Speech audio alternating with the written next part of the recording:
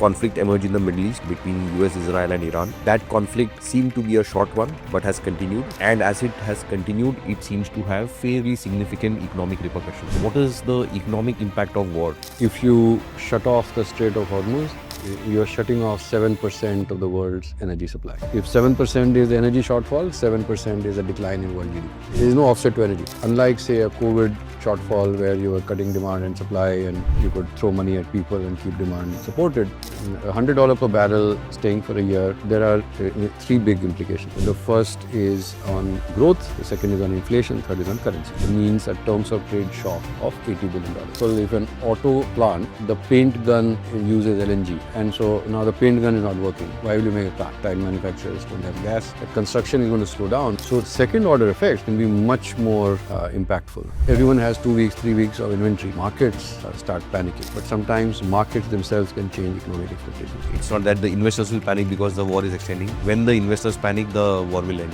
I don't think the world can take a disruption more than 4 weeks.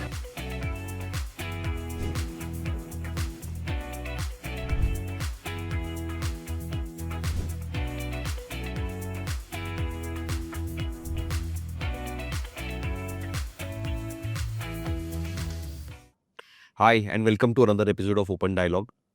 Over the last few weeks, we've seen the conflict emerge in the Middle East between US, Israel and Iran. That conflict seemed to be a short one, but has continued. And as it has continued, it seems to have fairly significant economic repercussions. What is the economic impact of war, and what does this forebode for the world and for India? That's the topic of discussion today. Joining me for this is Neelkanth Mishra. Neelkanth, welcome to the show. Thank you. So Neelkanth, let's dive straight into the topic. I mean, nobody can predict how this conflict will go on, so we'll not spend any time there. But let's try to look at the economic side of this. So if you were to just lay out for us why this region is so critical for the world and for India from an economic perspective. It is very critical because if you shut off the Strait of Hormuz, you're shutting off 7% of the world's energy supply. So you have about 32 to 33% of world energy supply in the form of crude oil, and 20% of that flows through the Strait of Hormuz. Put it another way, so there are 105 million barrels of oil that are consumed every year, per day, and of which 20.9 million actually flow through the Strait of Hormuz. What is even more interesting is that out of that 105 million, only 48 million are traded. The rest is like, you produce, you consume, like the US, large part of Russia, Saudi Arabia and all that. Which means that nearly half, let's say 40% of world's traded oil actually passes through the Strait of Hormuz. 2.5% of the world's gas passes through the Strait of Hormuz. So gas is another thing which actually is mostly done through pipelines and consumed closer to its origin. But if you combine these two, so 32% point something into 20% is give or take 6.4%. 2.5% or 24% is 0.6%. 6.4 plus 0.6 is 7%. 7% of world energy is currently shut. Unlike, say, a COVID shortfall where you were cutting demand and supply and you could throw money at people and keep demand supported, at least in the near term, there is no offset to energy. So if 7% is the energy shortfall, 7% is a decline in world GDP. There are offsets possible. So, for example, India, because our gas supplies are expected to fall from, it's called MMSCMD. So, forget about it, it's a million meter cube, whatever, per day. And so, it fell from 192 to 127. There were 23 of those that used to go into power plants. So, we've said gas-powered fired power plants will shut down. We have enough spare capacity on coal-fired power plants, and we have enough coal. Coal India's production and inventories are sufficient, so we can switch. So I'm sure other countries are doing the same. There's a certain amount of fungibility that is possible. There is also possibility of reallocation to more efficient sources. So for example, a large number of countries have now moved to work from home. So if children can learn reasonably efficiently, not the same as going to school, but reasonably efficiently in work from home for a couple of weeks. So that energy is then used, saved, and then used for more economically productive purposes. Some efficiency gains in the short term, but still that's 5% of world GDP. If it stays shut for a year, 5% is a direct impact on energy demand.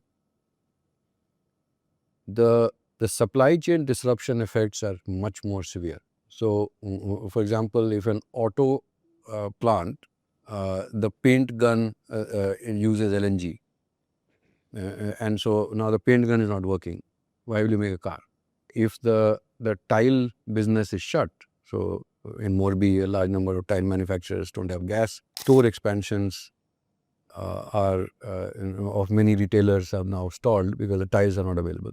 I met a very prominent Morbi-based tile manufacturer today, and he said now RERA, so Real Estate Developers Association, has desired that RERA authorities in most states should be told that construction is going to slow down because no tiles are available. So second order effects can be much more impactful. And the third is, and at this stage, I guess you will ask at some point, why haven't people panicked yet? The third is that whenever people start running out of inventory, because right now everyone has 2 weeks, 3 weeks of inventory, and so they're hoping that by that time everything will get sorted out. But if it doesn't happen and the disruptions get bigger, is when the markets start panicking, and then there is a reflexivity angle. What reflexivity says is that mostly people think it is changes in economic expectations that change markets, but sometimes markets themselves can change economic expectations. So reflexivity will start. So I think the impact is very significant, and underlying the somewhat lackadaisical response in aggregate markets, there's been some differentiation. So oil producing nations have done better. Oil consuming nations like India, the market is down 12% from the peak. The rest of the markets are down 6-7%, 8% from the peak.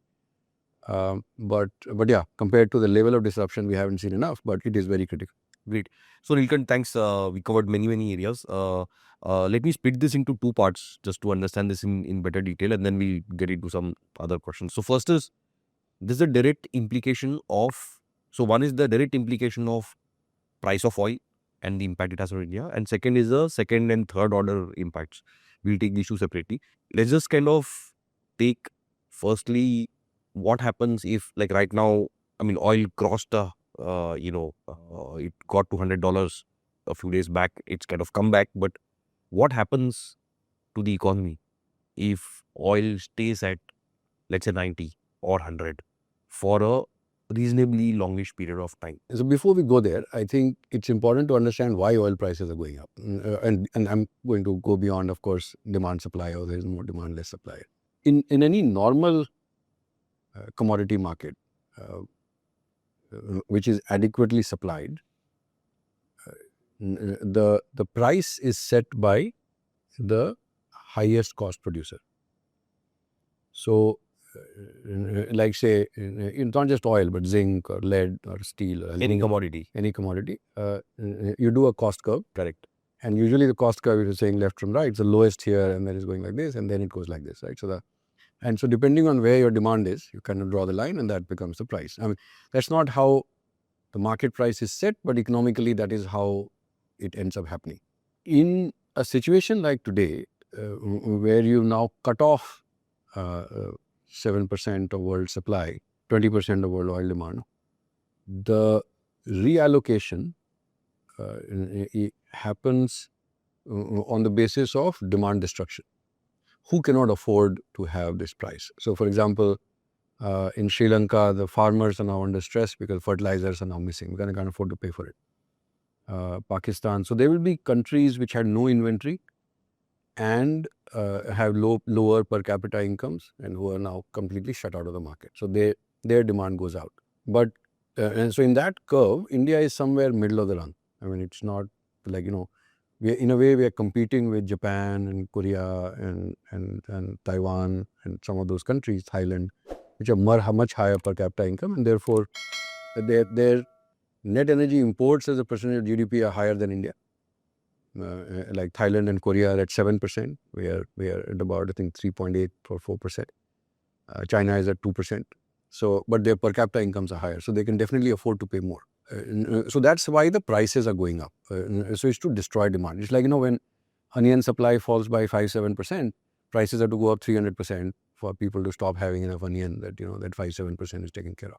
Now, if $100 per oil stays for a year, there are three big implications. The first is on growth, the second is on inflation, third is on currency. $100 per barrel staying for a year means a terms of trade shock of $80 billion. So terms of trade generally means that when you're trading with the world, you're exporting something, you're importing something, and there is a terms of trade, meaning I'm very competitive in rice and this and that, and I need gold and oil and metallurgical coal. So if you suddenly have a very sharp price increase in one of the commodities that you import and you can't replace it, that becomes a terms of trade shock, that your terms of trade have become adverse. So now, to get the same mix of exports and imports, your trade deficit has gone up by $80 billion. And there I'm including not just oil and gas, but I'm also including things which are affected by oil prices going up. So like fertilizer prices going up. Over time, metallurgical coal prices then start to get affected. Edible oil prices start getting affected. So if you combine all that mix, we get about $80 billion. I think we've kept met coal out of it. Met coal is reasonably well supplied right now. But the rest is about 80 billion, which is 2% of GDP, 2.1% of GDP. Think about it this way, that economy is now paying 2.1% of GDP more than it did for certain things that are importing. So there is 2.1% of GDP less available to buy other things. So that's a clear growth impact. In the near term, the government can give some fiscal support. So in the last 2 years, the state-owned oil marketing companies, which distribute most of India's fuel, had been, so if you do the gap between the retail price and what the actual market price is, meaning crude oil per barrel in rupees, and then refining margins, and then petrochemical spreads, or like diesel and petrol spreads, gasoline spreads, you get a certain price. And so that was well above the normal. And therefore, they have some buffers, which they can use for maybe a couple of weeks, couple of months. But eventually, the government may have to step in and maybe cut excise duty on petrol, diesel to give some succor to the economy and cushion the balance. But in economic parlance, this will be non-linear, in the sense that if oil prices are at 90 or 85, the government may not do anything. They'll let the economy suffer it. If the oil prices go up to 105, 110, then the government may decide to say that no, we will take some buffer, because if we allow this shock to happen, then it creates longer term damage, and therefore we should intervene. That's the growth. That's the growth impact. So it'll be somewhere between 0 and 2%. But eventually this has to be. The inflation impact is, of course, dependent on how much intervention the government wants to do. So if you think that this is the permanently high price of oil, the policy advice would be that you allow the prices to pass through, because whatever adjustment has to happen, because the volume has to go down, efficiency has to go up, because if oil is more expensive, people will use it wisely, or more wisely. If you don't give that price shock, then the demand adjustment will never happen. So there is that argument, but assuming that some of the prices do pass through, and even if fuel prices, there is no pass through, the prices for detergents and like edible oil is also, like palm oil is also used for soaps or plastics or packaging. Some of these prices will automatically go up, and there can be, maybe a depending on how much pass through happens, maybe even a 1% or a 0.9%, 0.9 to 1.3% kind of impact on inflation. On the currency, this is what you would call a balance of payments problem. So now you have to find the dollars to pay for the extra that you're doing. We think the BOP deficit because of this will be less than the terms of the trade deficit expansion, because a large part of our capital outflows were private equity, venture capital, multinational firms using the hot stock market to sell shares and then take them out. So at least in the first year where the stock market is doing badly, the IPOs are now stalled. So at least $30 billion of outflows that used to happen will not happen. So in order to adjust for this $60 billion, you need to allow the rupee to weaken. The difference between the impact on growth and inflation and that on the currency is that growth and inflation impact is one time. So once the economy is adjusted to $100 oil, growth of 7% will happen on top of that. So I'm not saying that there will not be any permanent damage, but it will be very minor. Inflation also, it's a one-time step jump. So unless oil goes up by 50% again or 60% again, there is no other impact, right? So it's a one-time impact. So therefore, it does not warrant a lot of policy action. On the other hand, on the currency side, you're going to pay extra every year, and therefore the currency needs to fall. It is very hard to quantify that, but in the spirit of what's your value if you can't quantify it, using some models that RBI and the Ministry of Finance in their economic survey have published, we calculate that about a 7% decline should be able to bridge the $60 billion gap. So what we've used is 1.26 is the sensitivity. So there's 1:1 sensitivity on the import side, 0.26 on the export side. So basically, if the rupee falls by 1% because imports become expensive, imports fall by 1%. I don't think it's going to be that simple, but anyway, but that's the metric that has been published. And if you let the currency fall by 1%, your exports get boosted by 0.26%. So if you do that maths, you get to about a 7% decline. It is misleadingly clean in the sense that the currency never move in a straight line. So it is quite possible, as the fear that this is going to last longer. See, right now, I think everyone believes, including businesses and investors, that this is ending in a few weeks. If that happens, then all of this this analysis is not very useful.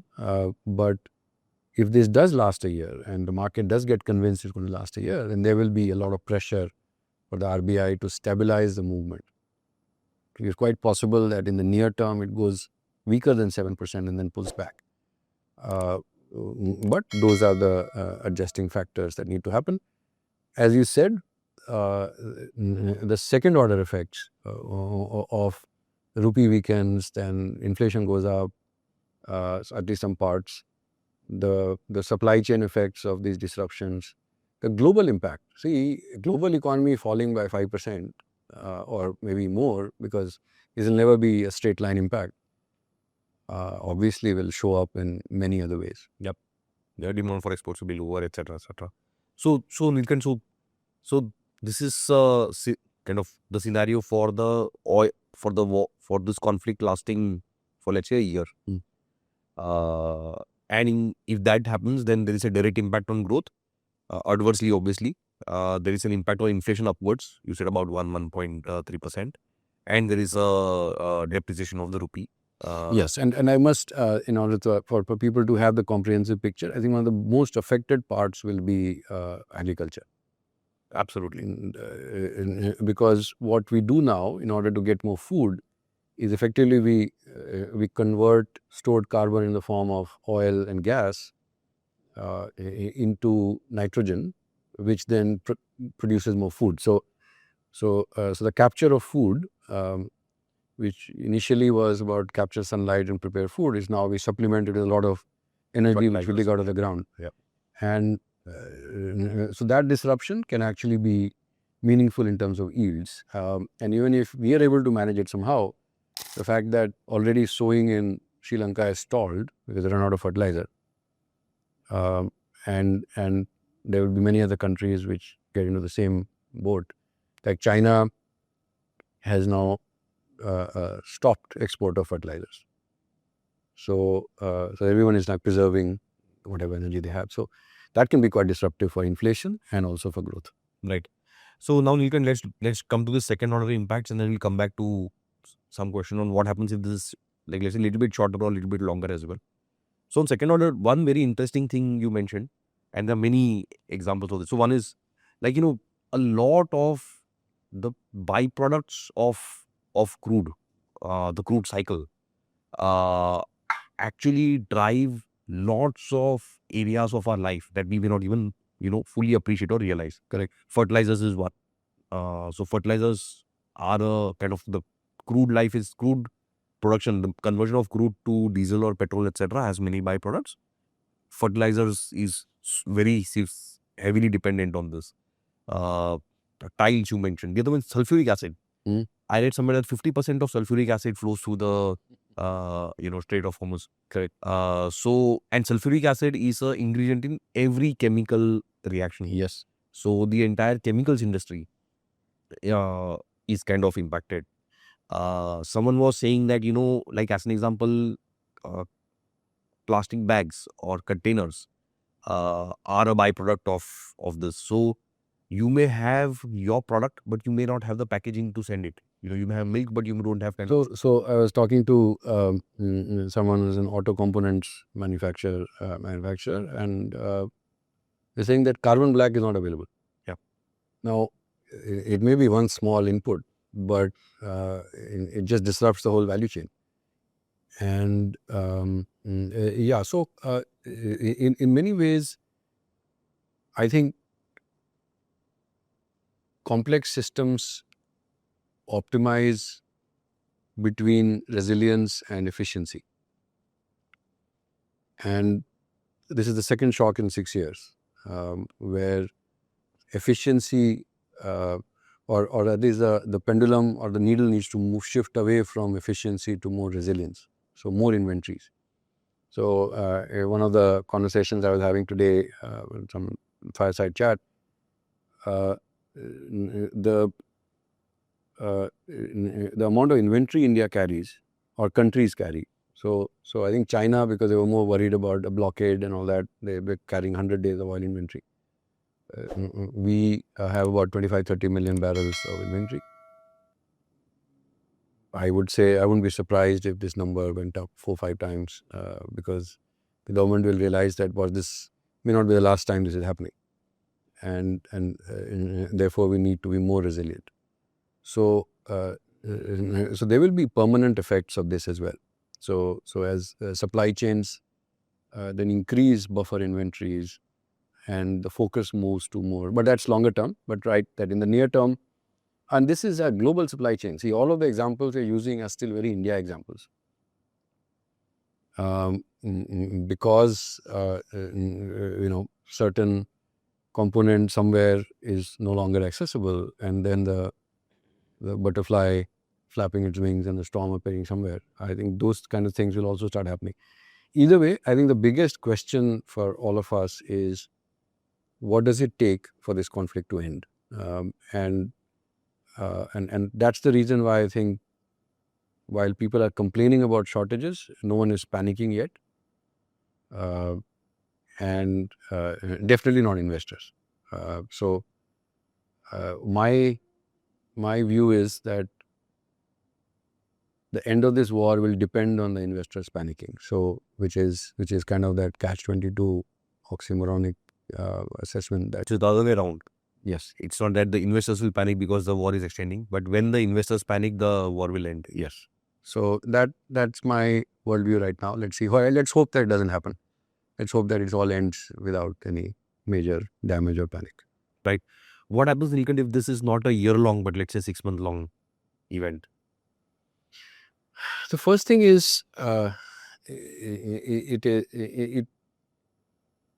think if this lasts beyond middle of April, I think there'll be a major recession world over. So it cannot last that long. Remember that we are at a stage right now where the invading parties, I think, have done most of the damage that they had to. Where they may not have succeeded versus their earlier expectations is in changing the regime itself. Now, after the bombing that happened 6 months back when that bunker buster bomb was thrown, I think the regime has structured itself for survival instead of winning, because they had no air defenses even then. So if you do game theory, and they're very smart people, if you know that you have no air defenses and you know that you could get attacked, what are you going to do? I mean, you can't be in self-denial thinking that, oh, you know what, we're still going to win. So what are you going to do? So you will create multiple levels of succession planning, that, you know, if this guy dies, this guy takes over, this guy dies, this takes over. All of this is seems to be in play. And so the priority is regime survival. And I don't know how much it takes really to prepare those Shahid drones, but from what I read in various blogs and Substacks, the missile production facilities are mostly gone. Gone for 4-5 years, maybe. I don't know how long, but for now gone. But these Shahid drones, apparently, you know, like a 2.5 meter fiberglass wing, and there is an engine which one blogger said is more like a motorcycle engine, and it can carry 40 kilos of payload. I don't think it requires massive industrial setup to manufacture. And given the volumes they were supplying to Russia earlier, they're not going to run out of it, is my fear.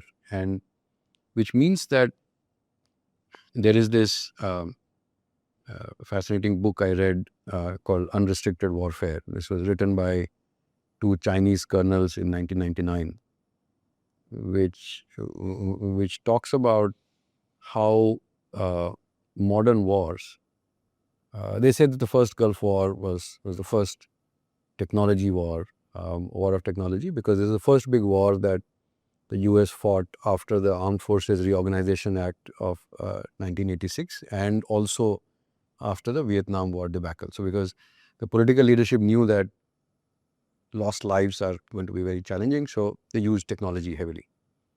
And first Gulf War, if you remember, was the first one where the, you know, shock and awe of what technology could do. You know, in 1991, apparently there were 1,000 aircraft for which rosters were issued, and so that who was going to bomb where and who was going to fly from where and which area, all had to be plotted on a daily basis. And so computers, so imagine 36 years back, 35 years back, they were doing all of that. Today, of course, it will be much more sophisticated, many more moving projectiles. So, so when you have that, wars become much more multidimensional. So it's about supply chains, it's about financial markets. In fact, they talk about this side principle, that if your opponent is super strong, then there's no way you can fight head on. So what you do is you find a vulnerable Achilles heel and hit it. And in this case, they've latched on to the Strait of Hormuz. That, okay, so it's going to upset all of our neighbors, and clearly it will disrupt even potential sympathizers. But this is essential for regime survival. So we will keep the Strait of Hormuz disrupted for as long as we can, because eventually that is what will pressure the financial markets, which will then pressure the administration to end and come to the negotiating table. So that's the optimization that we are working with here. So clearly, it become an integral part of what Iran is fighting for, that we will let the regime survive for long enough. I don't think the world can take a disruption more than 4 weeks, because while I think supply chains are more resilient than they were when COVID hit, at that time only optimization was efficiency. But I doubt that there are inventories that will last longer than that. So the markets will panic. 6 months, I mean, then we are talking about really, really bad outcomes everywhere. There will be a settlement. I think there is very likely to be a settlement. But it may not be a very straight path to that. Understood. So, 1 year, 6 months is all catastrophic. Basically, we have maybe a 4-6 week kind of a window in which hopefully this settles. Else, we have to brace for material economic Damage globally, globally. and it is in no one's interest. So maybe what you're trying to answer, not to evade your answer, but even if it ends by 15th of April, I think first fiscal quarter is gone. Mm. So it is not that supply chains will restart. So as of now, because no ships going through Strait of Hormuz anyway, well, 2 Indian ships did pass through, and I think a few Chinese ships are going through. So clearly, even if the strait has been mined meaning the explosive devices, which if the ship hits, it'll explode. They know a path through which they can guide. So ships can start passing through. But I must say that demining is way more complicated than mining. And so I think truly opening it up would take several weeks after the conflict has ended. Another thing that once supply chains are disrupted, it's like, sometimes when you're driving down a highway, you will see that people are braking. And then you cross that area and say, why were people braking? If you remember your fluid mechanics courses, it is because once there is a blockage, it's like a shock wave, it flows down, right? So supply chains are like that. So supply chains, once you give them a shock, it keeps disruption going for quite a while longer. So I think it's at least a quarter's disruption already. So April to June quarter, I would be expecting that earnings will disappoint. Maybe some reason or the other for things to fall off. But yeah, if it lasts longer, maybe another month, then maybe another couple of months. So again, what is mentioned as non-linearity, that and another thing that happens is that oil and gas market normalization also takes longer. So suppose if Saudi Arabia has been forced to curtail oil production by 2 million barrels because all their tankers are full and they can't use the Strait of Hormuz to ship it. Restarting those wells it takes longer. It's not just that switch on the light, switch off the light. Same with Qatari gas. So all their tanks are full, and now they've declared force majeure and curtailed it. So whenever this opens, there will be a flood of oil and gas that comes to the market because all these inventories will be going out.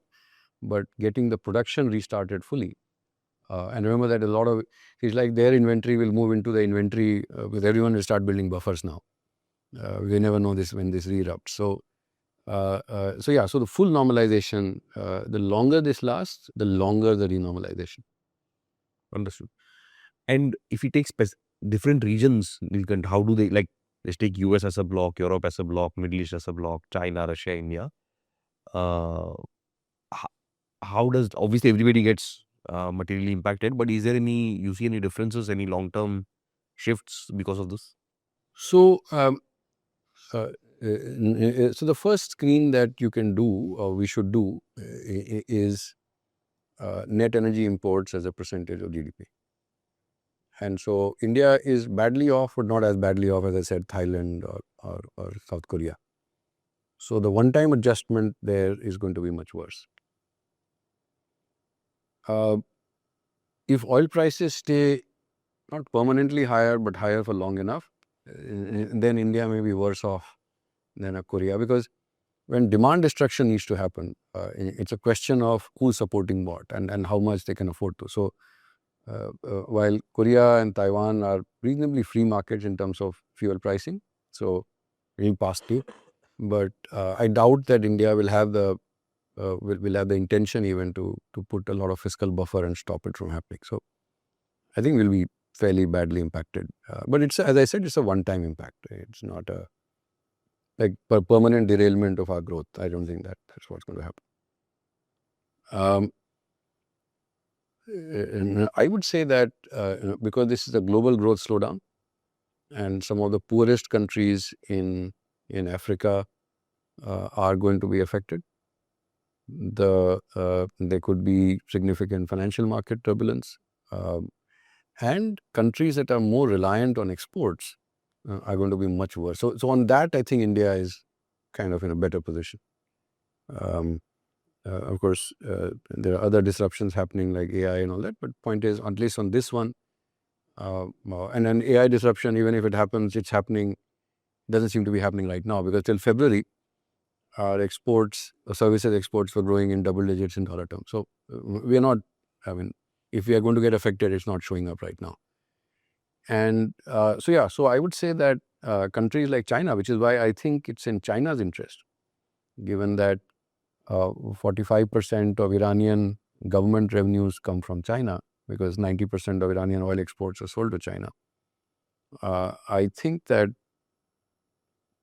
if any country has influence, it would be China, which is why I think the US-China summit has been postponed. It is a way to pressure China that you use your leverage with Iran to ask it to back off from the Strait of Hormuz. So it is now between China and the US, and how much, because see, China also does not want the global economy to be disrupted. So last year, a third of its incremental growth came from exports, growth in net exports. But at the same time, if it finds that the battle is prolonged and the US is seen as an irresponsible partner, its own position strengthens. And so in a way, it is that level of optimization. So I would say that, but if this lasts longer, I think any country which is more dependent on exports will also be badly hurt. So I would say that China has been offsetting its domestic weakness with a lot of export growth. They'll get into trouble as well. And what happens to the Middle East? Look, West Asia, there are a couple of perspectives or dimensions along which this needs to be assessed. Given how many variables are in play, I'll just highlight the dimensions and stay clear of giving conclusions. So the first dimension is that most of these are autocracies or monarchies.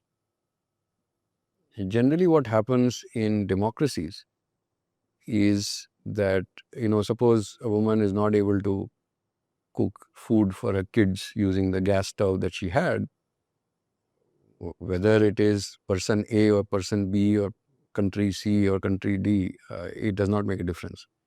Next time she goes to vote, she's going to vote for the opposition, that, you didn't solve my problem. And that will happen in the US, that will happen in India, that will happen in Europe. And in a monarchy or an autocracy, there can be regime change, which is actually far more debilitating, meaning that those pressure walls don't exist, that you can release them and at least the angst gets addressed. The second is, how much buffer do you have?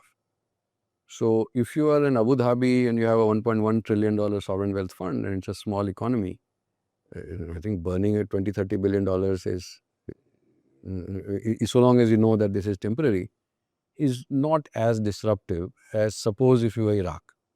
Iraq, because they've not had those surpluses and they've been sort of rebuilding their country, or even in Egypt for that matter.